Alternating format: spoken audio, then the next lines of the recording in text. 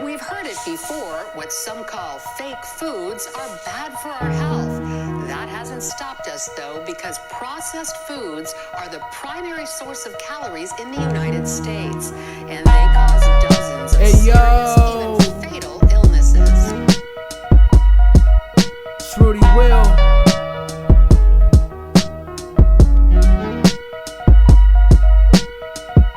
Artificial beef. Kid, what the fuck they got you eating over there, man? Shit's gonna kill you, son. Hey yo, if you're from where I'm from, all they've been doing is feeding lies. You can hustle your whole life. Yo, what's good, world? It's your boy Rudy Will. You're gonna find out a little bit about me today. Give a shout out to H.O.G Productions. We're gonna be doing a segment, getting to know a little bit about how some of this art that you see from me came about, what it really means, and where we're gonna go from here. I get asked a lot of times, what is Rudy Will? Who is Rudy Williams? You know what I'm saying? Well, Rudy Williams is an honest figure that I wanted to show the world.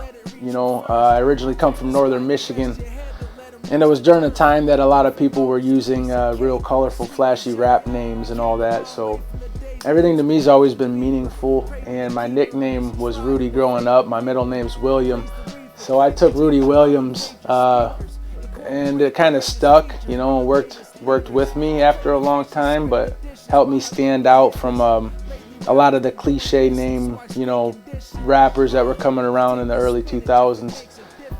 How did Trees Records come about? Well, Trees came about specifically just to help release some of my albums that nobody else was putting out. I had the idea to go ahead and put a platform out that could help other artists who did not have record deals and didn't have anybody co-signing them, and I knew they had skill, which, you know, used to be very important. And somewhere along the mix we got into who knows who, you know what I'm saying, or who's behind who. So I was really motivated to not only put my own record out, but I knew a lot of people who were super talented and on the cusp of just kind of starting a wave, and they didn't have the big cosign. So I just, after putting out a few of my own records and projects, it kind of taught me, you know, what I could improve on, and I started applying that, what I did with my own records, to other cats and artists that were interested in it. We ended up putting out a few records. Some of the stuff I did, of course, everything I did that got sparked was from some of my own projects. So one of my very first projects that I did was the action figure on Trees. You might have seen that. We've had Jamal Gasol. I've had, here's another project you might have seen from Jamal Gasol, and that Blessed Girl, R.I.P. to her. I've had Lucky 7. We've put out some of his projects too. He's with Drum Work. I got into doing a lot of art for other artists. If I wasn't rapping, any way I could get my hands on to, you know, helping release the project was a big deal to me. So this is something we did for Jamal Gasol. I did all the Obi strip, Japanese translation and stuff on there for him, and he had already done the art on this one, but I was able to kind of design the record and execute what he was looking for.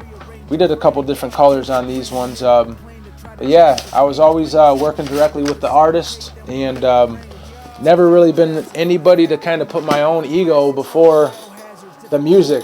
So Trees stands for trust, respect, educate, evolve, succeed. And it was important to me, the slogan and the symbol of the tree, because I'm from northern Michigan. So a lot of the stuff that I was raised on, being an outdoorsman, being a survivalist, I applied to hip hop.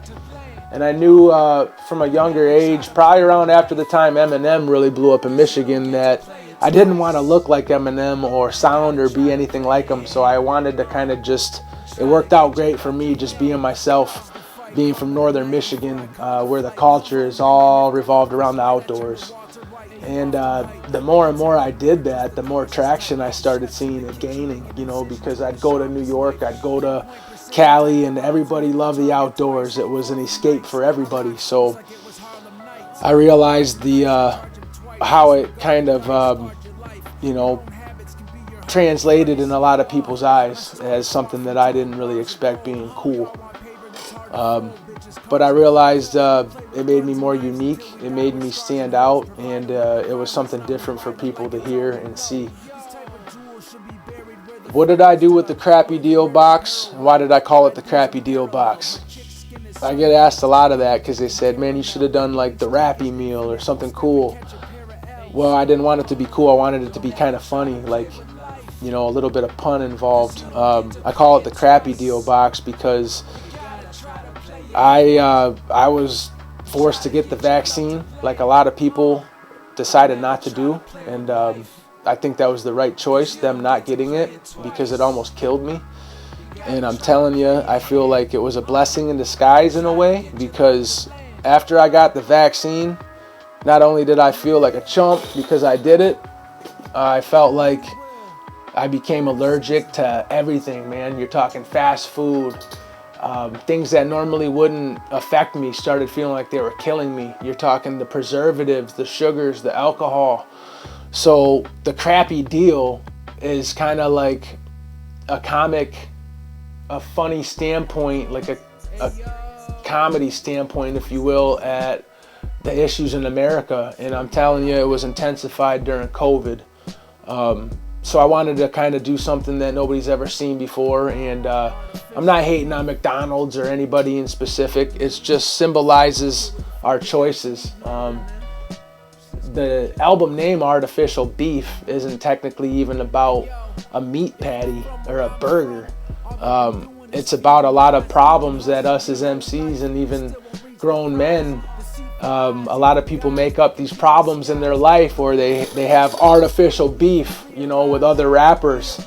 And after seeing real problems and life and death, situations in life, that kind of stuff becomes funny to me, to see other rappers beefing and stuff like that. So it kind of became almost like a cult following, funny take at what the game is right now. Not only just what the game is, but what the whole world is. There's more fast food on every corner than there is health food options. You know what I'm saying? This stuff that we're eating and we think is okay because we did it as kids, the ingredients have changed. It ain't the same stuff. They've gotten real greedy at the top of the chain and had switched out a lot of ingredients that weren't really healthy for you before, but that might even be deadly for you now. So I wanted to take it a step further, though, with the Crappy Deal. We got into making the little figurines that I had started with the action figure album, and wanted to throw them in there to kind of symbolize getting, a toy like we did when we were kids. So I was able to make a lot of these little figurines, kind of create the design and the idea of how we made them. I wanted it to be bigger than me, so this is just kind of like the beginning with the Heroes of Hip Hop line. I took what I did on the action figure, and I started a whole line of characters based off of real rappers and MCs that I think are important to the game, and there's a lot more that I would like to do. But eventually I'll have a whole line of these characters that kind of bring people back to their childhood because of the G.I. Joes, but also educates them on maybe a new artist they never heard before, because a lot of the stuff I do and the people I'm affiliated with are underground. There's no giant platform. They're not getting spoon-fed to the listeners. They're not part of the major algorithm. So I feel like, in a way, I'm trying to be a hero to hip-hop by helping some of these people get out to the public. The tape itself, I've got a few features on there that are super important to me. We were able to get H.O.G on there.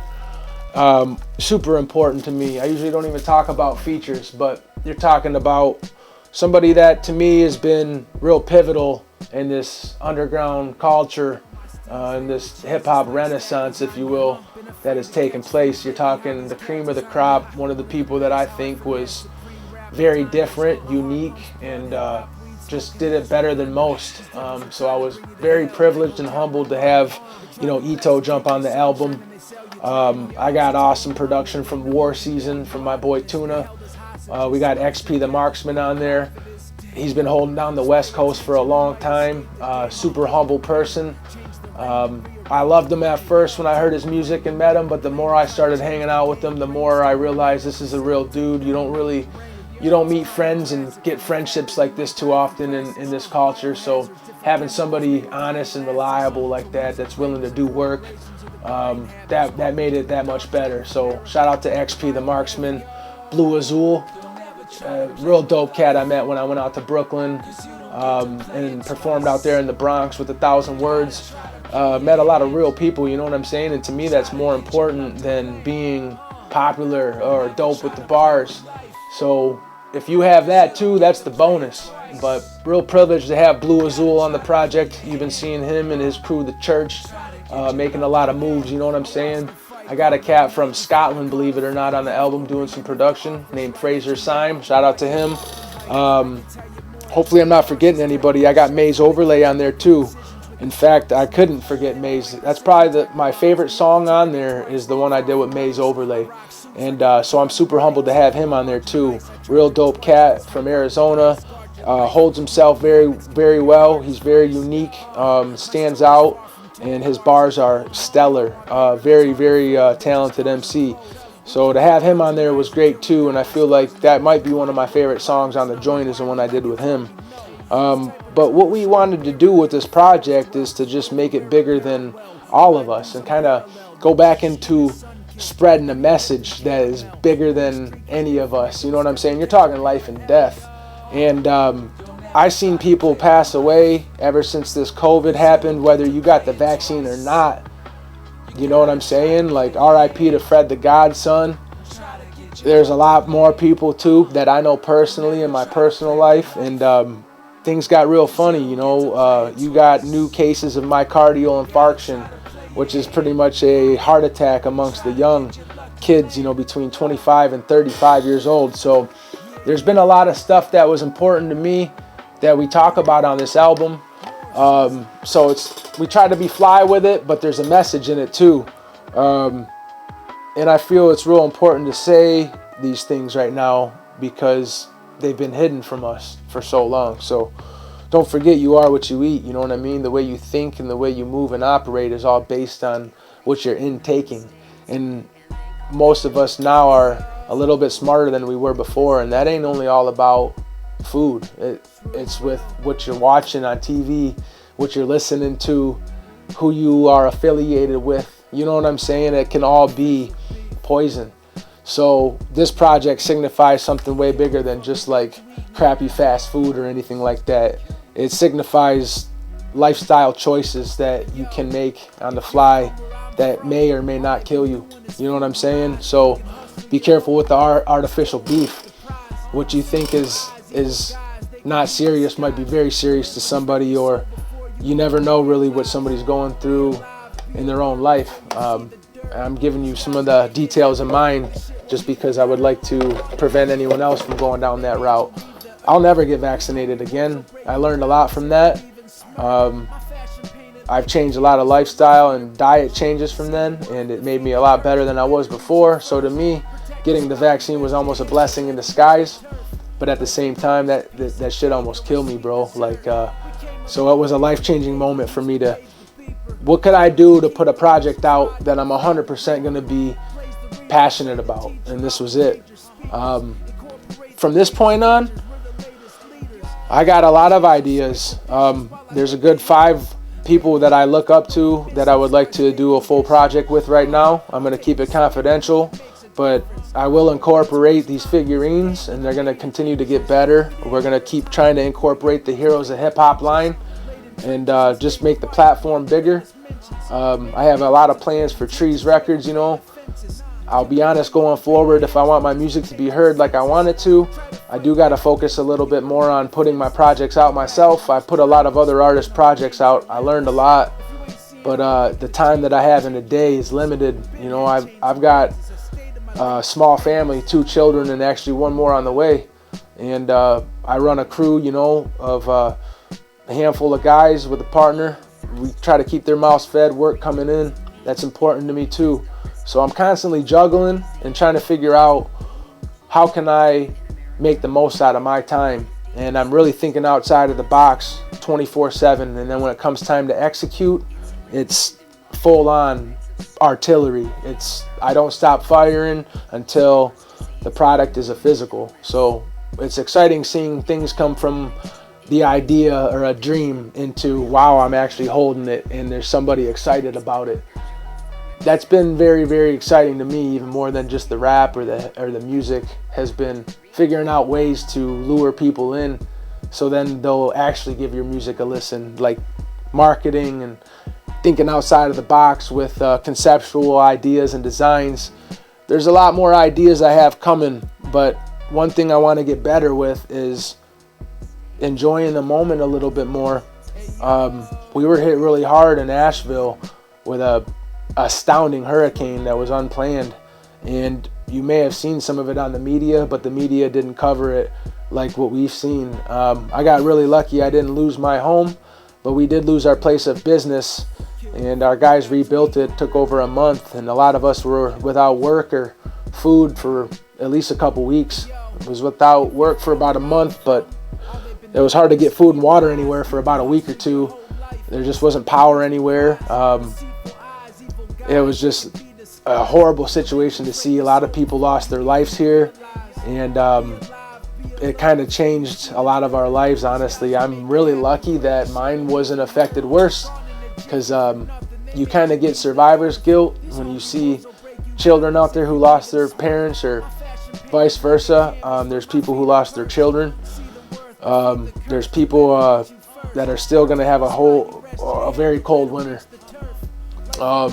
We donated a lot of food. We actually dedicated about 2 weeks of our time with all the supplies that we got given to us, and spread it out to the communities the best we could through social media platforms and whatnot. So I was able to kind of hear a lot of people's situations when they came to get food, diapers, water, warm clothing, and it really humbles you, and it makes you think about some of your own life and puts things into perspective. So anything I do going forward is going to have a meaning to it, and whether it's fly or might sound negative, maybe has some swearing in it, my message is always good. So I sleep good at night knowing that if you listen to my music, it ain't going to lead you into a pit.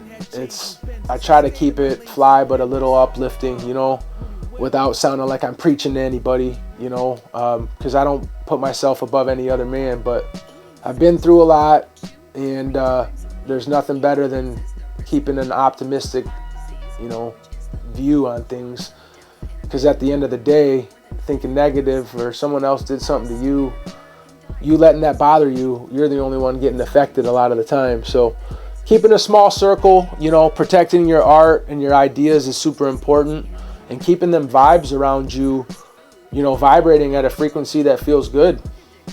Sometimes you don't want to think with your brain, you want to think with your gut. And that's what I do with everything I do. If I don't feel it, if I can't sit on it or sleep on it without feeling, then it ain't for me. So I work with, the laws of attraction, and I feel like them vibes and them frequencies you feel in a room are more important than we've probably ever known, and we're learning more about every day. So I follow that. I follow that intuition. So that's kind of a little bit about me, a little kind of in-depth perspective on the album and the project. And I hope you all enjoy. We got a lot more coming. Shout out to everybody involved. I hope I didn't forget anybody. I feel like I always do, but if I did, much love to you, fam. I appreciate everyone's support. Salute. We made up a plan to try to change the game. Brainstorming, made it precipitate, then we made it rain. It's climate drastic for the fact that we might die from plastics. Biohazards, different chemicals made with high elastics. So who's to blame? Is it corporations or the buying habits? Welcome to the dark side.